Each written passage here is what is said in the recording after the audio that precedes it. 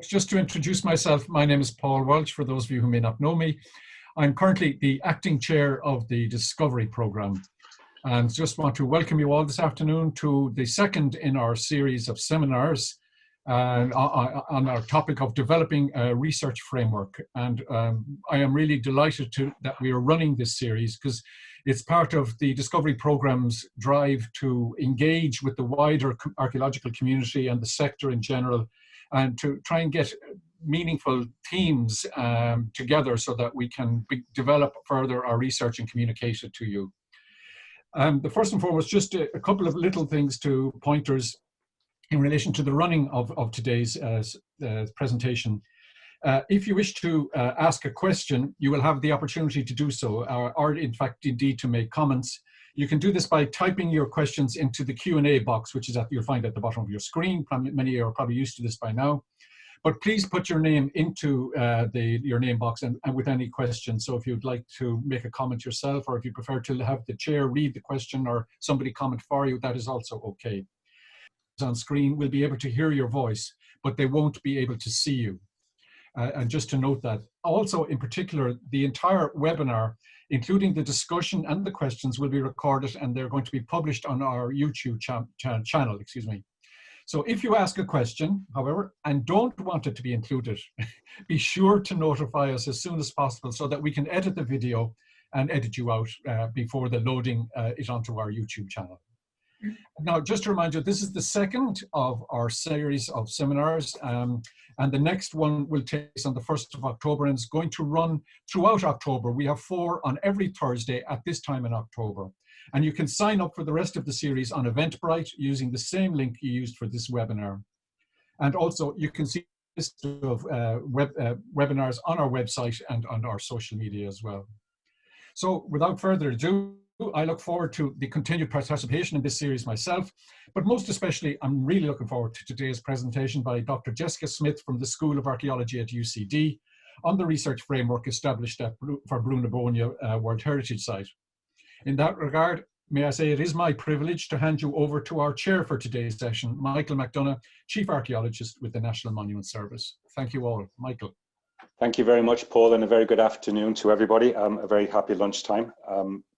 This is my first time doing this on Zoom, so if I mess everything up in the Q&A afterwards, my apologies in advance. But thank you to Paul, and thank you for the Discovery Programme for the opportunity to chair what is an important session in terms of having a look at our World Heritage Site of Bóinne and the research framework around it. Jessica was central to the development of the research framework as project manager and editor of it. Back in 2007-2009, when Jessica worked for the Heritage Council. Currently now a lecturer in the UCD School of Archaeology after several years postdoctoral research in that whole Neolithic space in the UK. Currently very much immersed in the Neolithic of the Atlantic facade, and we have current engagement with Jessica in terms of the Boinne to Brodgar project, which we're very hopeful for in giving a little bit of revival to that's been around for some time that we might touch on. But Jessica obviously has retained huge interest in our World Heritage Site of Bóinne and in its management generally. And a great pleasure and honour then to hand over to Jessica, followed by which we'll try and Zoom chair some form of questions and answers. So over to you, Jessica. Great. Thank you very much, Michael, for the introduction, and to Paul and Linda for the invitation to speak. Delighted to be able to contribute to this really important seminar series exploring, I suppose, research frameworks in an Irish context, and what we can do with them to improve them, to develop them, to move them along. As Michael said, I was very much embedded in the Bóinne World Heritage Site Research Framework a little over 10 years ago now, and well, as I'll describe in the talk, we kind of are where we are with it, but it's a very interesting point. Not only are we 10 years on, we're at a similar position economically, financially, to where we were in 2009 when it was first published. So there's interesting parallels that I'll pick up in this talk. But just to give you a quick rundown, my talk outline, I'll give people a quick kind of whistle-stop tour of the origins in the early 1990s. I'll talk you through the research framework process itself, so basically what we did over those 18 months, 2007 to 2009, and then the research objectives as published in that framework process. A bit of an overview of the progress since then, I suppose the decade post-publication, and a bit of an outlook on the horizon now in 2020. So yeah, my first point, and it's something that will kind of carry through all of this talk, is that the Bóinne, the Bend of the Boinne World Heritage Site, is so much more than just the three main passage dunes of Newgrange, Nouth and Dowth. And you can see here from this screenshot from the Historic Environment Viewer, the red dots come from the Archaeological Survey of Ireland, and the blue dots are the built heritage. So it's a landscape that's full of activity, and that continuity and connectivity has been recognised kind of from the get-go, when talk was first established on kind of making this a World Heritage Site. In the concept as it was then known in the 1980s, the Boyne Valley Archaeological Park, and this is something that was fleshed out initially under the auspices of the Royal Irish Academy. In the mid-1980s, a committee was established with UCD, National Parks, OPW, Meath County Council, Board Fáilte, which is our National Tourist Board, for anyone who's not familiar with that, outside of Ireland, and the National Museum of Ireland. So those stakeholders were very much central to our research framework process later on. But that concept of the park was approved by the government in the late 1980s, and I think crucially in working up this kind of a nomination process for the Bend of the Boyne, they hired a landscape architect, Anthony O'Neill, to develop this concept of the park. Now, while the concept of the park has kind of dropped off, and we don't talk of a park, that sounds more, I think the landscape origins and roots of that are one of the key strengths of the World Heritage Site, and I think they work with us in moving forward management and research, and I'll explain what I mean by that as we go on. But Anthony O'Neill himself was responsible for this central core area and the two buffers. So he proposed a secondary southern buffer, and its initial stages, initial discussions, obviously people were very aware of the passage tombs and the River Mattock to the north of the boundary, but less attention was paid to that southern buffer zone, in particular the Red Mountain Ridge that the sun rose over and into Newgrange for the solstice. And given his landscape background and his awareness, I suppose, of the environment, he walked that landscape with his wife Barbara O'Neill, and saw all of these aspects and these roots, this kind of being key to forming this World Heritage Site. So his vision for that was key. Also, we can see the importance, I suppose, of this connectivity for inscription itself. And when it was inscribed in the early 1990s, here are the three reasons of the 10 criterion that sites are chosen or make the kind of the World Heritage list. 1 and 4 you can see here are about the passage tombs, the Neolithic monuments, the prehistoric, megalithic art. But crucially, I think, and it's something that's frequently forgotten, is that, I'll read it out actually, the concentration of social, economic and funerary monuments at this important ritual centre and the long continuity from prehistory to the late medieval period make this one of the most significant archaeological sites in Europe. So this is the World Heritage Board, and ICAM is saying that it's continuity over such a long period of time, and it's not just about the Neolithic archaeology that give this site its outstanding universal value. And I think that's a helpful thing to remember as we go through and we talk about kind of the future of the research framework for the World Heritage Site. Also, and I'm sure many of you are aware of this, and I'm probably labouring the point here, but it's not just a Neolithic landscape. So you have so many examples of wider processes that are shaping the island of Ireland, and in some respects shaping Europe, are seen in microcosm in this World Heritage Site. So you've got the early medieval Tuatha and kingships and kingdoms with Breg and Meath, at the centre of this kind of power structure. Boinne is onto late medieval. Boinne, you can see here in the bottom right of my slide, is slap bang in the centre of the Cistercian lands at Mellifont. It's very much a bread basket of Ireland shipping massive quantities of grain abroad. It's so important in the Industrial Revolution, such as we see it in Ireland of the 18th century. Of course, the Bend of the Boyne's pivotal role in the Battle of the Boyne in 1690, and then later these important domain landscapes. So it's really got a bit of everything going on, these huge processes which shape our landscape and our island today. It's all kind of there, and it can all be studied, I suppose, in microcosm.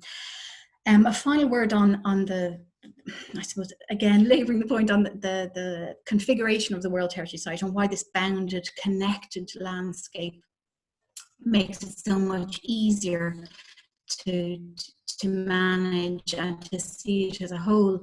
I've compared it with its, I suppose, its closest comparator, the heart of Neolithic Orkney World Heritage Site. You can see here, apologies, is water, the dark blue is land, pink are the kind of surrounding buffer zones, and you probably can't make it out, but there's little patches of grey, which are the monuments and state care themselves. And these are two landscapes which are broadly similar in terms of concentration of ceremonial monuments and huge importance in the Neolithic period, but these are spread across mainland Orkney. And as a consequence, they're quite disconnected, and the people who manage and research and live in these landscapes have kind of had a job of work in connecting or articulating the connectivity of this, where in Boinne we have it all kind of nicely bundled, and we've got the continuity, and I think it makes it a much easier prospect.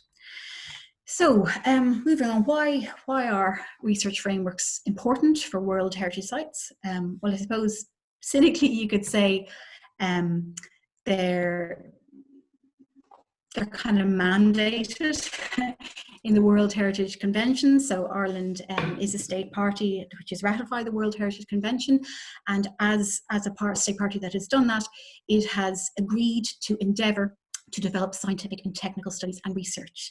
And you can see here in some of these phrasing how the World Heritage Convention has recognised that research and management go hand in hand. You can't really have one without the other. Research informs how best to manage the World Heritage Sites. So it's kind of there, and signing up to the World Heritage Convention, Ireland is saying it should develop it should commit resources to supporting this sort of stuff. So to encourage scientific research in the area. You'll see the language, it's around endeavour, encourage. That's how the world, well, lots of conventions work, international conventions, the kind of the legalistic or the mechanisms, the legal mechanisms to mandate or to enforce this kind of activity are the business of the state party, and the World Heritage Convention doesn't enforce that, as it will. It just says you should be doing this, you should be encouraged to do this. So that's why legislation on our side is so important. Also very interestingly, it's laid out in the operational guidelines for the implementation of the World Heritage Convention. This is a document that's constantly being revised, new paragraphs, sections inserted that are ratified every year. And when, I suppose, the document we had setting out was one of the first iterations of the 2008 one. You can also see the language here about state parties being encouraged to make resources available. But very interesting, I've highlighted in yellow, this is a section that was actually approved only last year, and it is reflecting increased awareness by UNESCO, by people on a global stage to incorporate, to include more traditional and indigenous knowledge held by local communities. So I think there is very much of a swing towards that, to bringing the local community in, and you'll see my slides in the next few minutes how Boinne historically, I think, has struggled with that aspect, but more and more on a national stage and on a global stage, we're being encouraged to bring these communities in, and I think that's a really key next step. So yeah, a bit about our research framework process. The Heritage Council, as Michael said in his introduction, I was employed by the Heritage Council December 2007. And the document itself was published in November 2009. This was through funds made available by the then Department of Environment, Heritage and Local Government. And it was to to do this very thing. So we started off basically with the scoping exercise. We looked what had been done before, what had been published, and we were very lucky that 3 research frameworks existed, or research agendas existed already in World Heritage Sites, broadly similar. So you have the Stonehenge Avebury site. You can see here the publication on the very left, on the very right, and the very right. That was actually, even though it's a single World Heritage Site, it's been broken into 2, so Avebury and Stonehenge.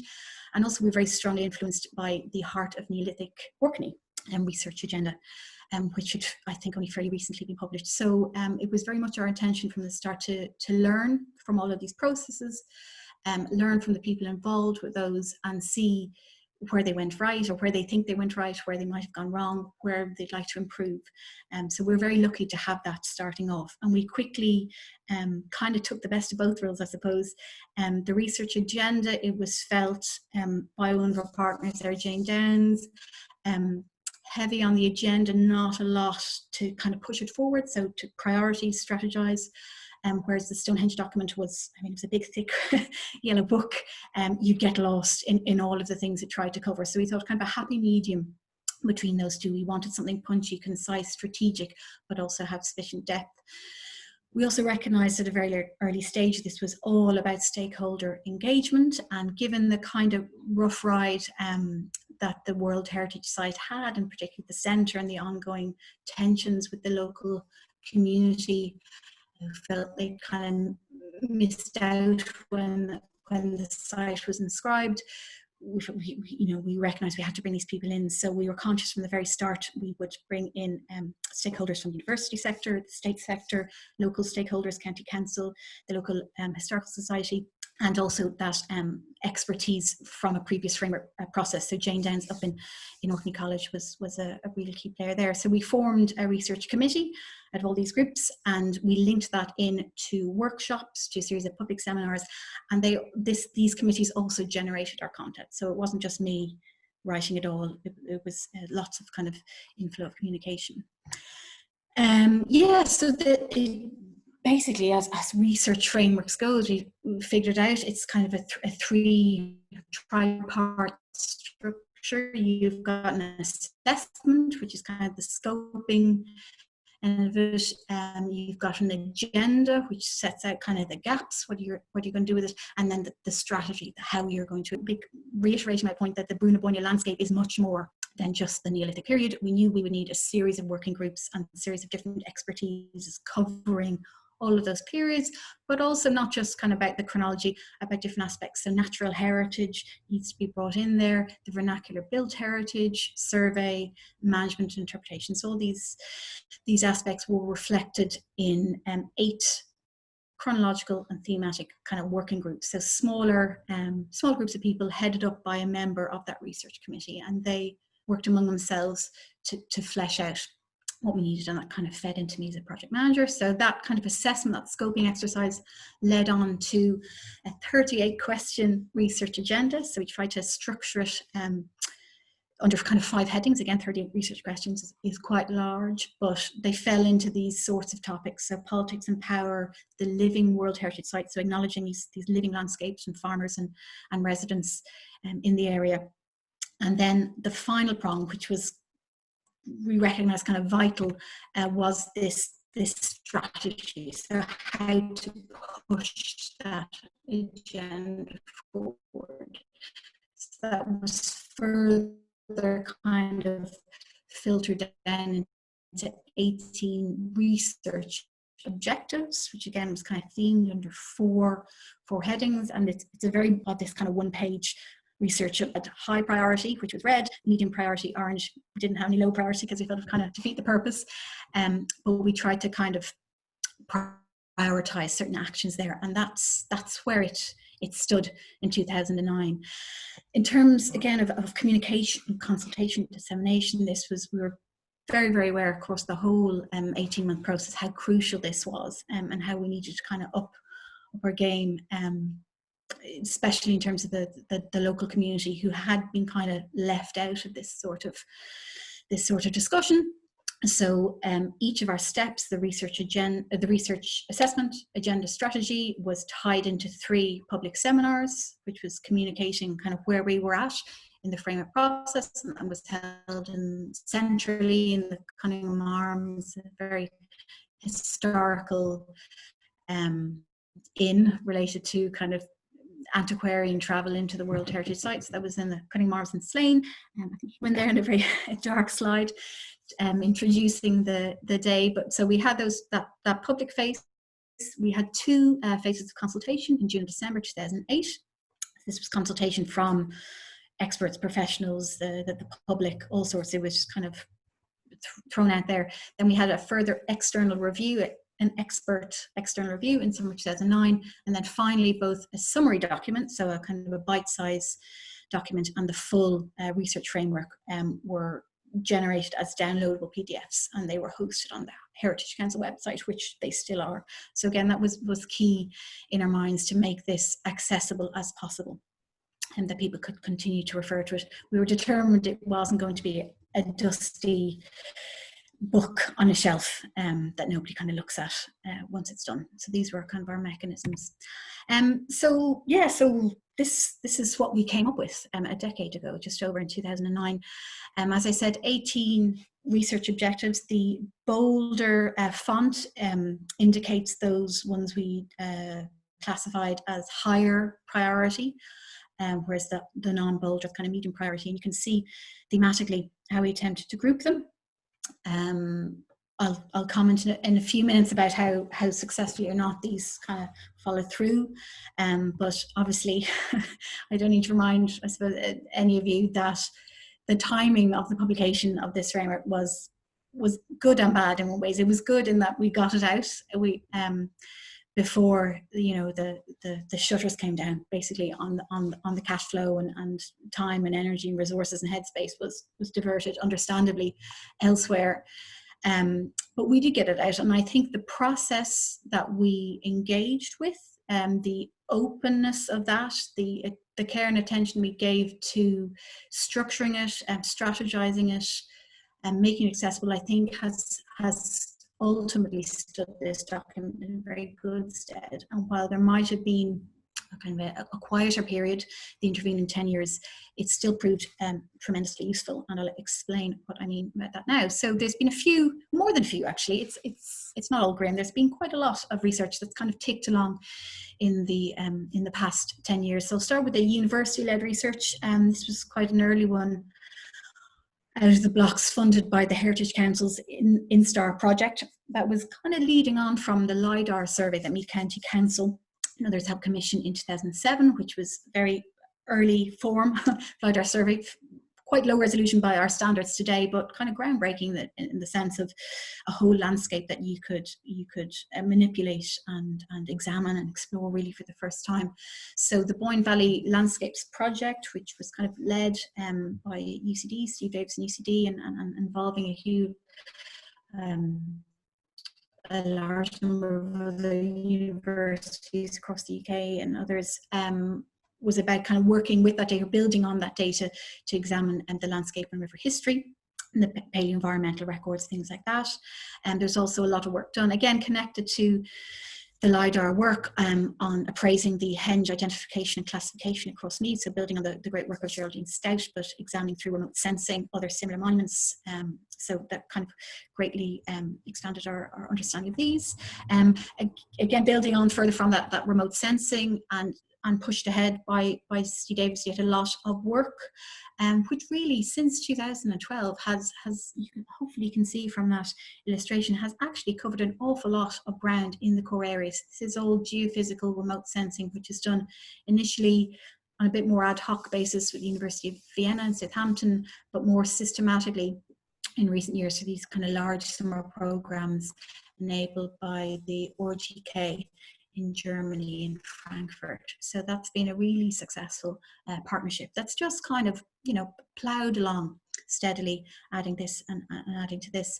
In addition to those kind of larger scale projects, there's been really important smaller scale surveys and excavations. So you've got the Rossnary Archaeological Project led by Conor Brady, in Dundalk IT, the Bóinne research project kind of ongoing, led by Joe Fennick in Galway, and you've got these quite rare, I suppose, examples of ground truthing, led by Geraldine and Matthew Stout. So the most recent one examining that Cursus monument over in Newgrange Farm. So kind of key, smaller in scale, but still very important part of kind of pushing that research along. You've got my project, currently a bit in limbo at the moment with COVID-19, but while it's not focused exclusively on the Bend of the Boyne World Heritage Site, it does incorporate material from those monuments. It looks at it, and it's partly because of our links with Orkney through that World Heritage Site framework process, and our kind of contacts through, you know, the museums in Edinburgh and places like that.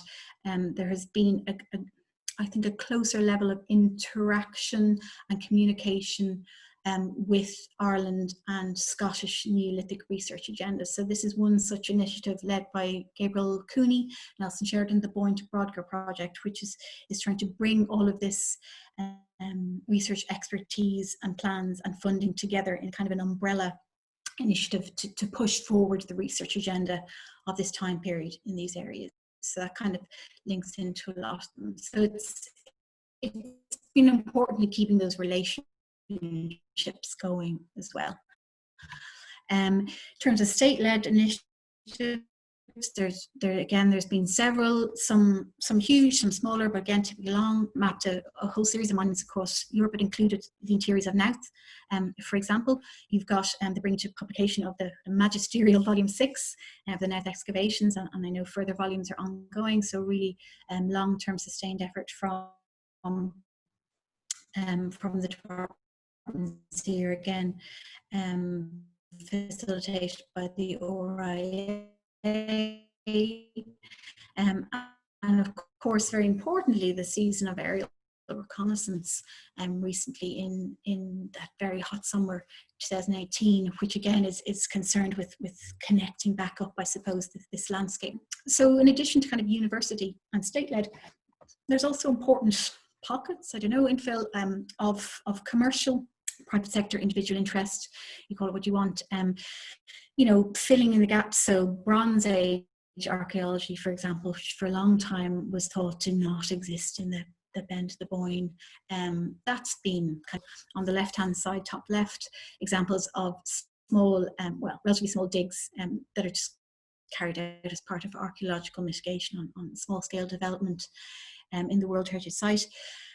You've got a massive change recently in the land ownership and the lands of Dowth in the core area of the Bend of the Boyne. So a big kind of agri-tech company who are, in addition to their own interests, are really, really invested in the cultural heritage of this area, and have led research. They've even developed their own research framework for their lands at Dowth. You can see it in a kind of a lilac colour. If I can, my cursor there, that kind of area there. Their own research framework led by their own project Archaeologist, which they've employed full time, has leaned heavily on the pre-existing Bóinne research framework, so that they're using that to develop their own strategies to their lands. Aside from that, I suppose a slightly bum note is that the development all along the M1 motorway and the archaeological remains of that remain a bit of untapped potential in how they could feed into the Bend of the Boyne. You'll see the Bend just off to the left there, and the M1 motorway. So there's a lot of Neolithic stuff, particularly on that stretch, which could still inform the research. So it's there, it's been excavated, but it needs to push forward. And also, very importantly, you've got the continued sustained interest of members of the public with increasingly sophisticated survey equipment. So this is Anthony Murphy signing his book on Dronehenge, talking about his discovery in August 2018 of this new possibly late Neolithic closure in the Bend of the Boyne. So these are important agents and acts too, and we have to acknowledge, it's all part of the process. So I suppose, in summing up and slightly, we're moving towards kind of 2020. What do we have? As I mentioned at the start of the talk, we find ourselves in a slightly similar position as we did in 2009 in terms of the economy, the economic outlook, and certain kind of understandably priorities, decisions being made on what to fund and what to not, and nothing much has changed in the fact that the cultural heritage sector is still quite badly underfunded, so we are still struggling along with kind of a less of a budget than we would like, I suppose. In terms of the research questions that we came up with, the research objectives in 2009, have they stood not the test of time, but are they still worth fit for purpose 10 years later? I would say definitely under the first three headings, so the big gaps, megatombs, and integrated monuments and landscapes. I think in lots of ways we are well on the way to progressing some of these, and that if we were to formulate this research framework again, it definitely needs to be freshened up. I think lots of those questions would still be there. They're still unanswered, while at the same time, work is being done to answer them. So I think they're still pertinent. I think they're still logical, and they need to progress. I suppose that last section, we were conscious, the research infrastructure, we never really got a handle on it. By the time the publication came out, the research framework came out, aims to establish a steering group and that sort of thing, that kind of fell by the wayside. And I think these bundle of research objectives in this last block, for lots of reasons, changes in technology, changes in the public's expectation of how we speak are in that, and how we manage that. But I think that's probably the one area that really could do with a good dust down and move forward.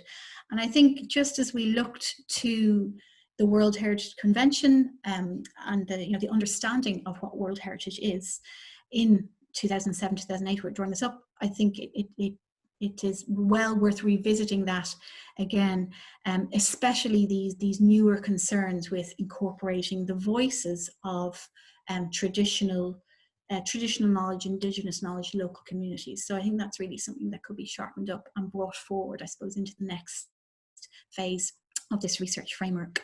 A final-ish note, and it's probably not the most positive, but I think we do have to be realistic about the fact that when we have tourism versus research, not that they're always mutually exclusive and they need to be in conflict, but when you see the money that is available for the tourism side of this versus the money that's available for kind of research in the World Heritage site at a national level, you just can't compare. Millions available to develop tourism, and mostly administered through the Royal Irish Academy and through kind of national funding schemes, kind of PhDs and postdocs, and the odd exception.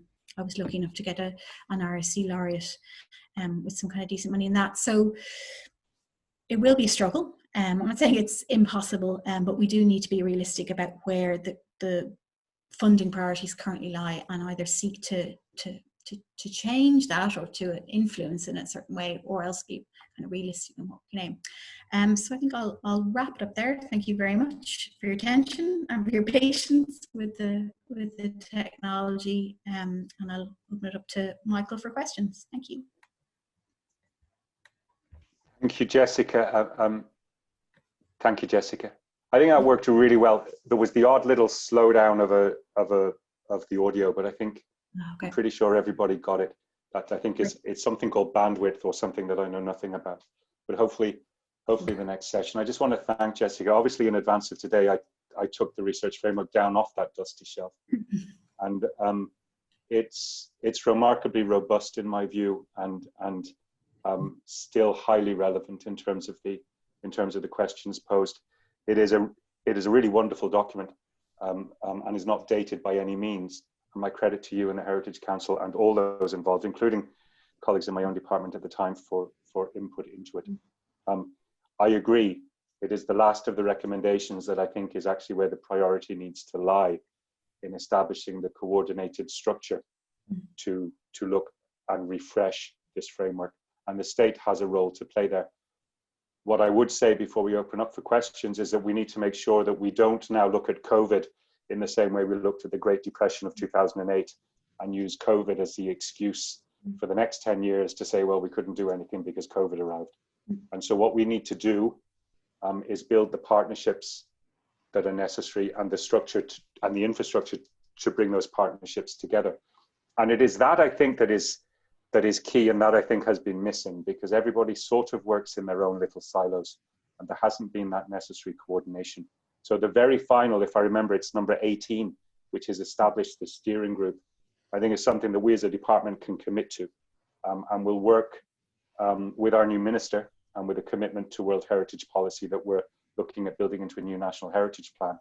But what we will do is look to establish that sooner rather than later, so we can all again sit around a table and have a genuine conversation about how relevant that research framework is and where it needs to be refreshed.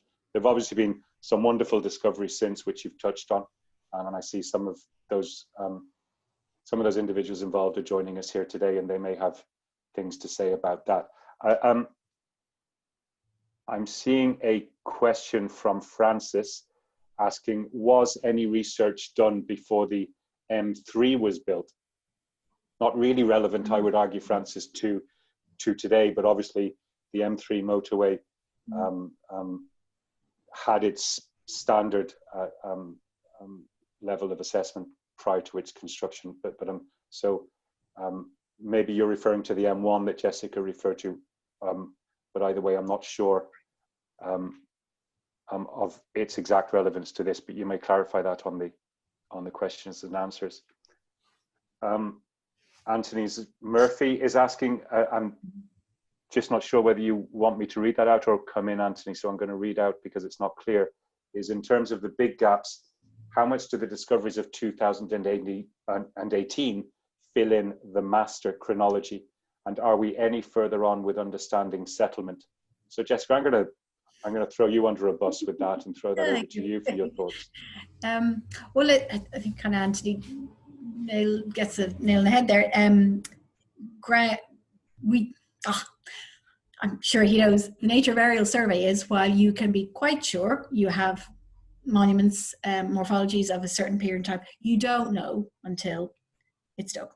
And sometimes circular enclosures can be any date, from the Neolithic up to the Iron Age and later. So if you're talking specifically about a master chronology, and our thinking at the time was very much centered on radiocarbon dates, so direct dates on material. Though it doesn't, I'm recognizing the invasiveness of all that too, it doesn't need to be solely based on that.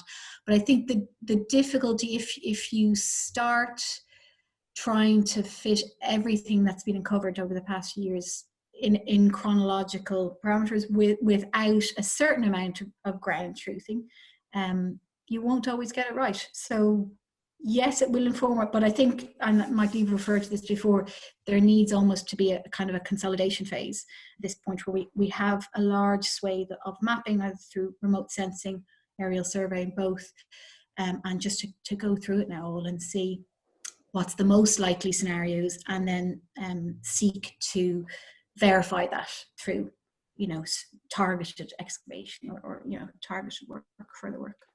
I'm going to come in on that and agree fully with Jessica. And it's very much about the consolidation phase now and mapping exactly what we have. We can tell an awful lot from mapping without doing any test excavation, but obviously datable material is key to understanding that chronology, Anthony. And your wonderful discovery and everything that arose from that, along with Ken's, with that of Ken Williams, is key in our understanding of that floodplain. But we do need to go through a process of very accurate mapping before we start jumping in, with landowner permission, of course, to excavate these. And that segues me into the importance of the landowners, who are the custodians of much of the wonderful archaeology of Bóinne. Our state footprint, and we welcome Claire Tuffy here from OPW this lunchtime. Our footprint is quite small within that overall hectarage of the World Heritage Site. And it is the landowning community who are the custodians of most of the archaeology there, along with Devonish now as a key player. And it's important that we very much bring them in and bring them alongside. And any future discussion in terms of a steering group, in terms of a research framework, we need to be very clear that we have landowner and community representation on that alongside the archaeologists. Elizabeth Tuhig is agreeing fully that we need to get together and who can take the lead on this. I would argue it's about a partnership, but I think the lead should be taken by ourselves and National Monument Service. I think we need to be the ones who facilitate that and bring everyone together, is what I would argue. And there's some very important other state agencies such as Heritage Council. We welcome Ian Doyle on the lunch on this seminar as well. I think Heritage Council have a role to play along with Discovery Programme too. Also the academic sector and most importantly, the community. There's a question here on how were the buffer zones defined by Patrick Green, and was there much pushback from landowners? I'm pleased to say, Patrick, it was before my time that those buffer zones were drawn, and I don't know. Jessica, have you any thoughts on that? I can't remember the kind of the ins and outs of the nomination, what went in the inscription, but I do know that Anthony O'Neill was key in certainly generating that southern buffer zone. So he wanted the core area fully surrounded, whereas a lot of the attention had been previously focused, understandably, on the monuments, on that northern Mattock boundary and the monuments that lay up there. So he kind of, his vision, his kind of landscape vision, I suppose, in lots of ways set down a template that was further finessed for the official kind of inscription process and the nomination. I mean, yeah, I think I included a picture of it to remind me to talk about it, but I probably didn't talk about it in enough detail. Yeah, there was, I don't know how much pushback there was on the zoning themselves, but I think a huge loss for the community at the time was that rerouting away from Slane, which was the traditional tourist entry into the bend of the Boinne. So a lot of tourist trade, a lot of business generated that, and it was pretty much taken very, very quickly with the, again, understandable decision to locate the centre where it was for monument management reasons and all sorts of reasons, kind of visitor flow and things. So that was definitely a bone contention, and I'm sure Claire would agree here in the room that still working through that in some aspects, because it was such a blow at the time. But the actual buffer zones themselves, the nitty-gritty of that, I can't remember offhand. Sorry, so part answer there. It's a good question, Patrick, and we're delighted to have you and EPIC interested in the seminar today. You do touch on the point, which is about the landowner engagement, and I think we as state must in some way confess in the past that World Heritage process and its nomination and management hadn't fully brought in the community from the ground up, and that is notwithstanding the immense work by our colleagues in the Office of Public Works on the ground in the centre in building those important relationships. But I think it's fair to say that we, and Jessica touched on this, was the importance of putting some more time and effort into building those relationships now as we move forward in the management of Bóinne in its new management plan. And that's something we're very much focused on, engaging with the community. Just before COVID, we all met in a GAA club up there and had a good chat. And we've established the early infrastructure in terms of bringing them on board in terms of the management of the whole World Heritage Site, and that's something that we're going to continue to do. I'm just seeing any question. Anthony Murphy has a follow-on question with thanks to ourselves and Jessica for leading on the chat, which we'd be delighted to answer more questions if anybody wants to put their hands up.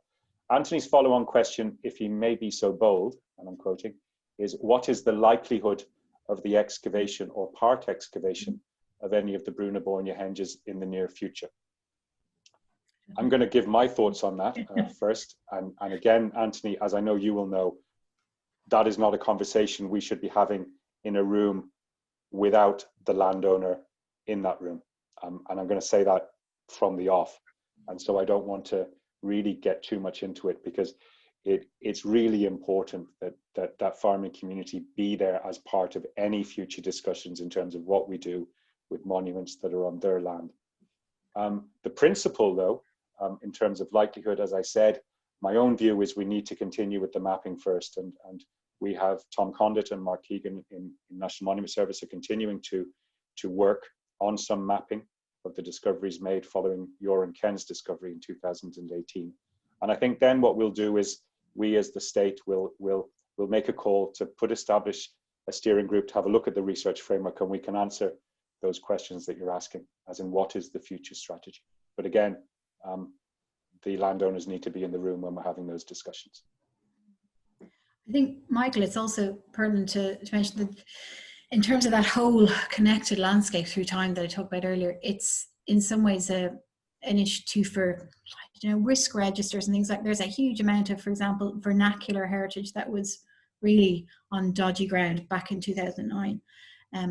Gosh knows what it's like now, you know. So it's not, and I can see why people are focused on the Neolithic period, because it looms large in so many aspects of our life. But there's thousands of years of heritage there that has been, you know, inscribed, as well as the Neolithic stuff. So, you know, assessing that and the relative threats and the dangers that are posed by all periods, and the natural heritage as well, you know, that needs to be taken on board too. It's as tempting as it is. We can't just jump in after the Neolithic stuff because we really want to know whether things.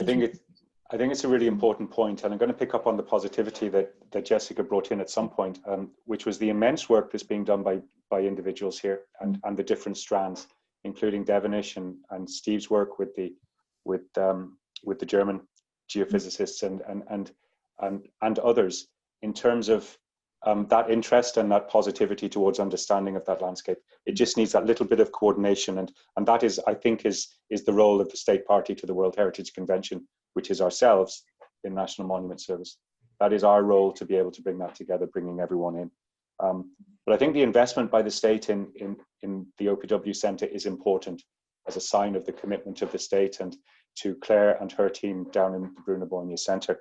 And for those who haven't been, I know it's a difficult time, but I think Claire is still putting some, as in you're able to access the visitor centre. Obviously the Chamber of Newgrange has been closed for some time and remains so. And I was chatting with Claire this morning, and she tells me there's interesting things going on there with the temperature of the chamber in the absence of people. And Claire, we were talking this morning, and it might be an opportunity, and we're just going to throw this out there as a bit of a teaser. There might be an opportunity at this point in time, when there is no access to the chamber, for a little bit of research in terms of understanding the graffiti. I know Claire mentioned that specifically to me. And we'd be open to any proposal that was to come in, if anybody wanted quiet access to a chamber, which isn't really there outside of visitor hours normally. And so we're just going to throw that out there, that will turn a challenge into an opportunity there with quiet access to the Chamber of Newgrange. If there's anything anybody would like to do, we'd be interested in talking to you. I mentioned before about a new heritage plan, which we're committed to publishing before the end of the year. That new heritage plan is touching in its action plan on the development of research frameworks. And I know that this is something that has echoes back into the past, but it's the establishment of research frameworks on a national and a regional or local level, as well as site-specific, we think there is great value too. And we will be engaging with the Heritage Council, with Ian and colleagues, and also with others in the academic sector and discovery programme, to see how we might realise that in the time ahead. And again, we need to be really, really strong here, that we don't blame COVID for not doing anything for the next 10 years. That's important. I'm not seeing, I know that if we were in a room, there'd be more hands up than there are technically, because I think it does stop people a little bit. Sorry, maybe one more question. Elizabeth is saying quiet access would be great. So I think Elizabeth Tuhig wants to get in there and have a look at some art. I think would be great. And we look forward to hearing from you, Elizabeth. Obviously, we have our colleague Helena King from Royal Irish Academy here, who's working hard on Nouth Volume 7.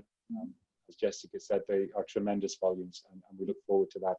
I won't say anything hostage to fortune, Helena. Maybe Michael, actually, worth reminding people, the Directed Research in World Heritage Sites scheme is open at the moment, the Royal Irish Academy.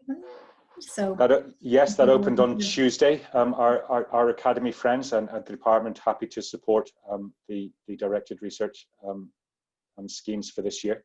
And so if you visit the RIA website, you'll see all the links there for some dedicated World Heritage research and for excavation grants too. And I'm not seeing any more questions. And Jessica, have you any final thoughts? No, I don't think so. I think you've answered them all. I think you're right. We can't use COVID as an excuse for the next 10 years, because that's far too depressing. I think we've got the strong bones of a document, whether that needs to be updated, refreshed, reformatted, whatever. It definitely needs to maybe incorporate some new approaches to World Heritage management practice. In theory, that definitely around inclusivity, and to go at that, I suppose, because in lots of ways, lots of people know what we need to do in terms of the archaeology, but maybe a bit more headspace given to the the living landscape aspect of it. I think that'll really, it's kind of the challenge of our time. Yeah. I think it's been important from a policy perspective. Our new heritage plan will try and enshrine a commitment towards the establishment and support of research frameworks.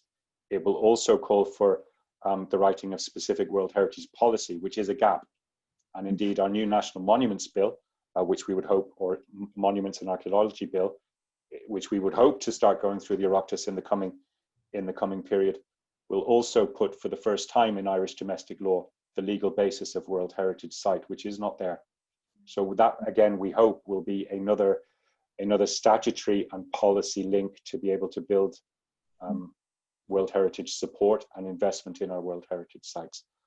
I think we're at the end of lunch at 2 o'clock. So unless there's any more questions, I see Linda's popped up. She may want to say something, but it leaves me to thank you all. I hope you had an early lunch, or else you have a late one. And to thank Jessica especially for her thoughts and for her expertise and for her ongoing commitment to Neolithic Ireland and to the World Heritage Site of Bóinne in particular. Thank you. I just want to say thanks to Michael for chairing the session, and to remind you all to book a place for the upcoming webinars. Thanks very much. Thanks, everybody. Take care, everyone. Bye-bye.